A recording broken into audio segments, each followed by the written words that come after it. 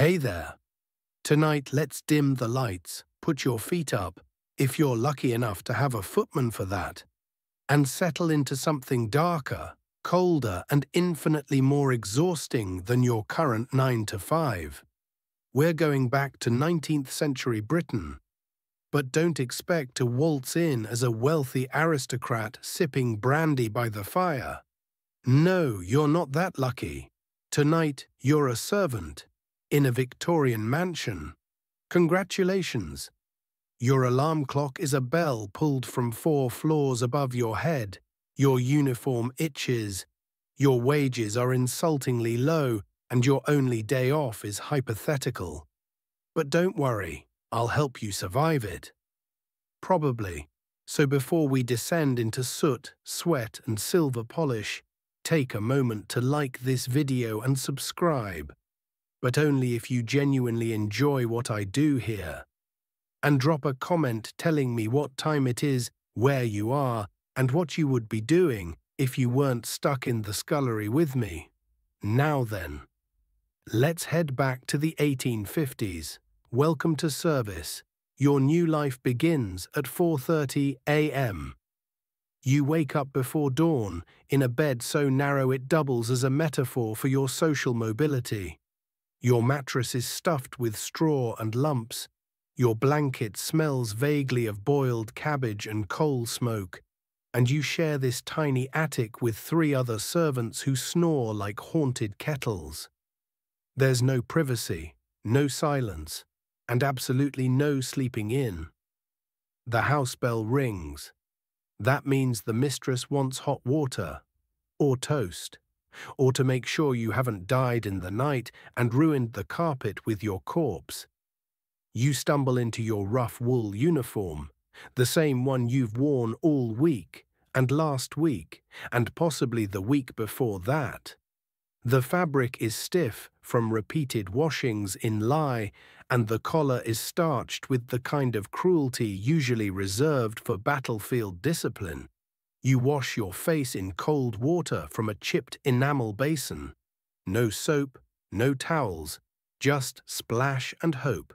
By 5 a.m., you're downstairs. Welcome to the scullery, the kingdom of cracked hands, coal dust, and the constant unyielding smell of damp. Your first job. Light the fires in every single room of the house, all 23 of them, which means hauling coal, kneeling on freezing flagstone floors, and trying not to get soot on the already cleaned hearth rug. Again. Breakfast. For them by 6 a.m., you're elbow deep in bacon fat and resentment. The family, upstairs, will be waking soon. That means breakfast trays must be prepared with ruthless efficiency. You don't get to eat yet. You just cook. In silence. Unless the cook yells, which she will, frequently, about everything. The toast must be hot but not burned. The eggs must be soft-boiled to precisely 3.5 minutes. The silver must gleam like a royal promise, and the teapot must be warm, not hot, lest the china crack and you get blamed for breaking something worth more than your annual wages. Oh, and don't forget the bell system. At any moment, a little brass number on the kitchen wall might swing wildly, announcing that Lord Chadwick or Lady Gertrude has decided they're mildly inconvenienced and wish to summon someone to fix it. You're someone. The hierarchy of misery. Let's talk about rank, because even in suffering there's order. You, at the bottom, are likely a scullery maid or hall boy. Your job is to do everything no one else wants to do and then apologize for existing. Above you are the housemaids. Their job is to dust, sweep and polish everything from chandelier crystals to the mistress's hairbrush.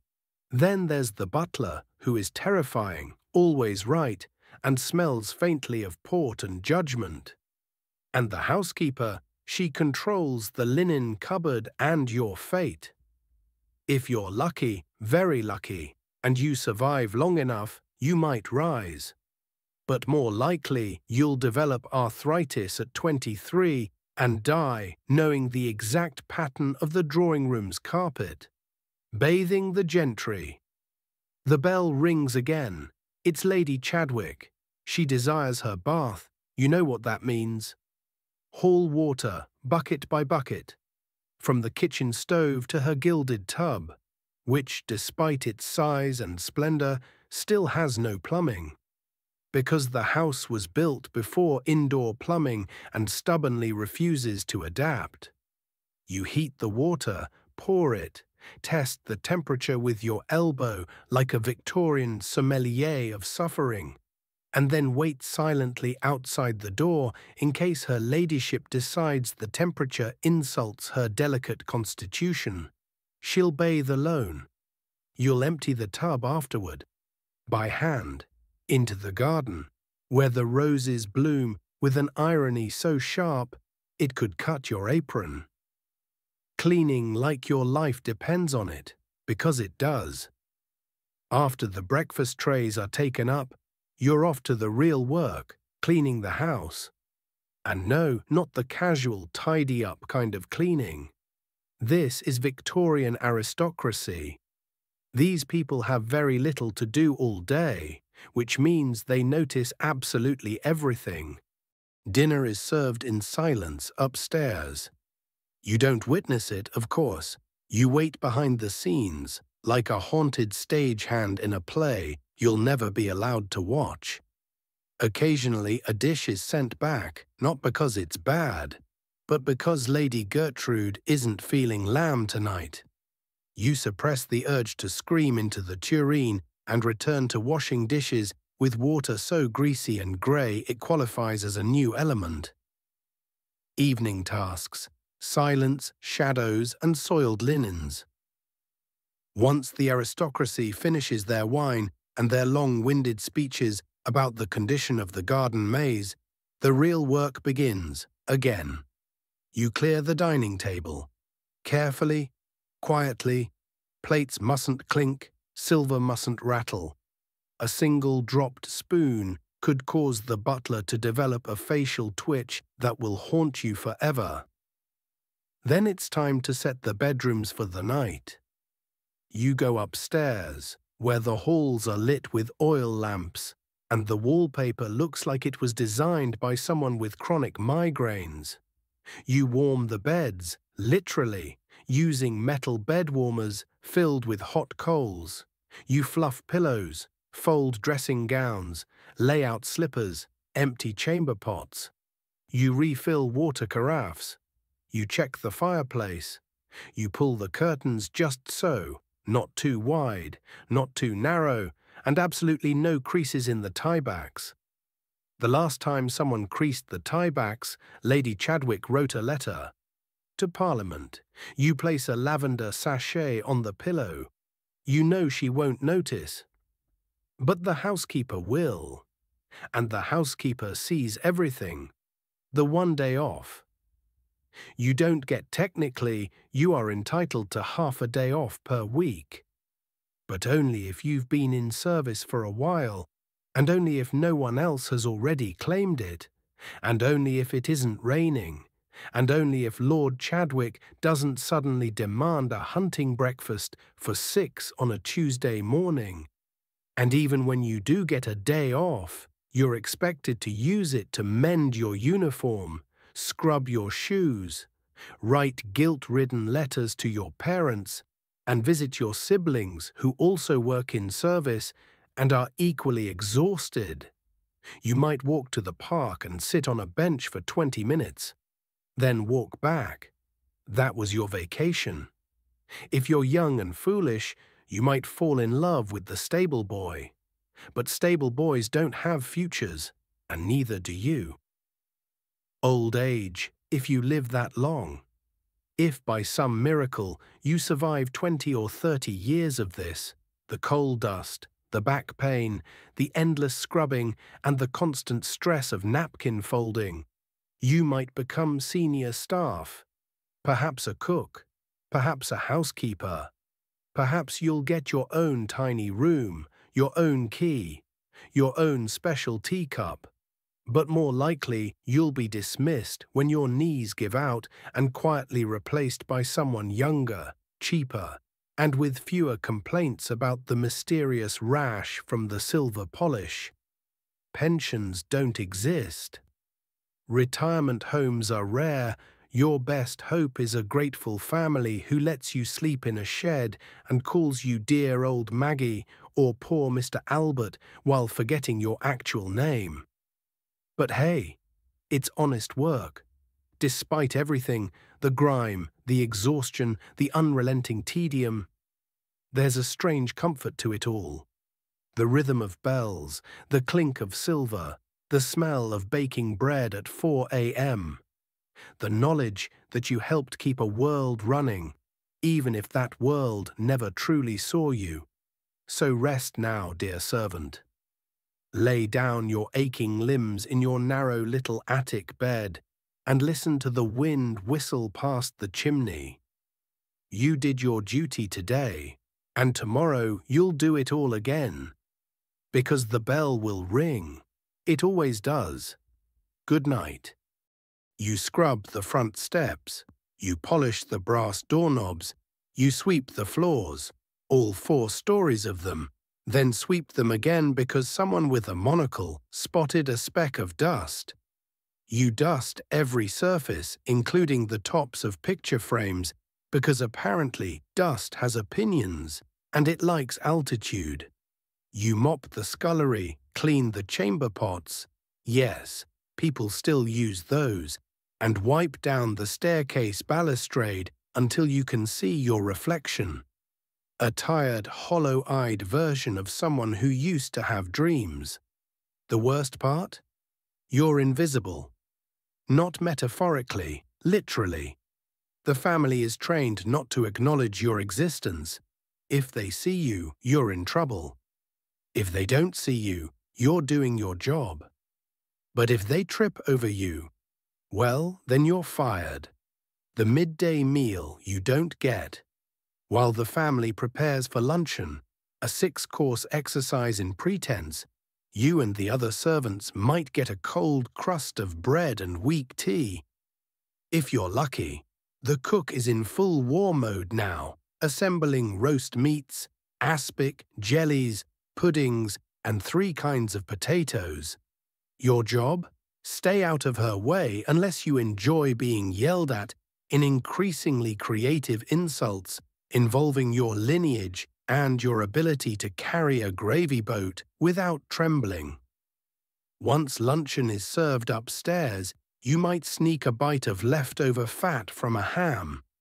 But don't get caught, because eating scraps before they're officially declared waste is a punishable offense. Meanwhile, you prepare for the inevitable chaos after the meal. Washing dishes. All of them. By hand, in cold water, with sand if you're out of soap, which you probably are. Rules of the house, or how to avoid being beheaded. The house has rules, so many rules, some written, some whispered, all ridiculous. You must never walk in front of a family member, never speak unless spoken to, never call anyone by their first name, unless it's another servant, in which case you must only use their first name, never Mr. or Miss, lest the social order crumble. Don't clomp, don't cough, don't exist too loudly. Every object in the house has a proper way to be cleaned. Silver must be polished with chalk, mirrors with vinegar, the marble floor, only with hot water, linen rags, and gilt. Also, your posture is monitored. If you slouch, it reflects poorly on the house. If you smile, they assume you're plotting something. If you frown, you're ungrateful. When things go wrong, if you break something, don't bother denying it. You did it, even if you didn't. A chipped plate? Your fault. Mud on the rug? Your fault. Rain during the garden party? Somehow still your fault. Punishments vary. A stern lecture, docked wages, extra duties, or if you're particularly unlucky, reassignment to the night shift, which involves emptying chamber pots and listening to the butler snore in the hallway for 8 hours. And remember, no matter how unfair it is, you cannot talk back. Even if someone throws a shoe at you, especially if it's a velvet slipper with embroidery, those are expensive. Late afternoon and the ghost of tea.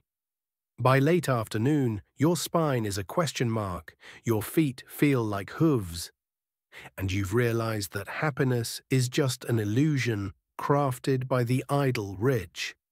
But wait, the bell rings again. Tea time. You prepare scones, biscuits, cakes, sandwiches with the crusts carefully cut off, and an assortment of jams and clotted cream that costs more than your monthly wage.